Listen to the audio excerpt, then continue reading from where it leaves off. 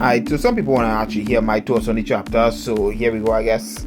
To give you a quick summary of the entire chapter, it's just Daniel and Patreon fight holding back. Daniel then lures him into a false sense of security and then wheels on him. And then believes he knocked Patreon out, so he lets his guard down and Patreon appears behind him and starts dicking him down. Nah, I mean like this is some premium dicking. But nah, he gets his shit rocked and this entire sequence was just funny. Then Daniel gets semi-knocked out, Patreon tries to kill him, Yu jumps in front. Then Patreon tosses her aside and then tries to kill Daniel again. This is when Daniel awakens his path. And then for the rest of the sequences, it's just Patreon trying to hit Daniel and failing. And then Daniel just hits him once and has him making the back shots of doom face.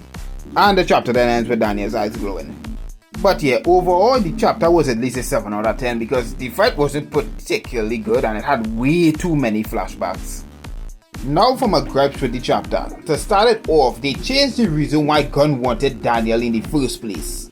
Because all the way back when they went to fight the clown Chi Cheng, Gun tells Daniel why he chose him particularly, and it is because of his UI.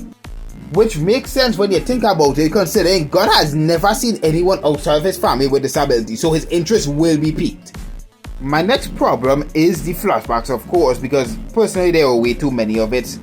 It should have just been two, one for Daniel and one for Patreon. I personally think this part he was talking about the false sense of security thing was completely unneeded.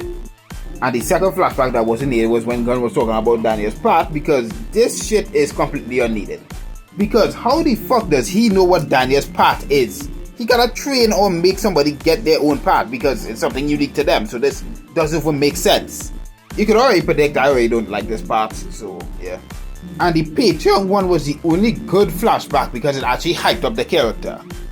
Now time for the point where everyone wants to hear me talk about Daniel's path. If I am to be honest, I don't think his path is realistically anything cool like that. In my personal opinion, I find it kinda boring and really underwhelming. But because of that, that leads me to believe that this isn't Daniel's path. Well, to be more accurate, that this isn't the full extent of Daniel's path. Because when I read the chapter, something stuck out to me.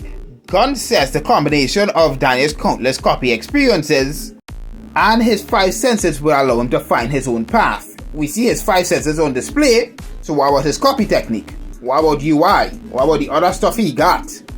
So what I believe is the more stuff that Daniel uses in his arsenal, the stronger his path becomes. Yeah, but overall that's all I gotta say. 7 out of 10 chapter. But it's a 9.5 out of 10 chapter if we are counting the Gun glaze.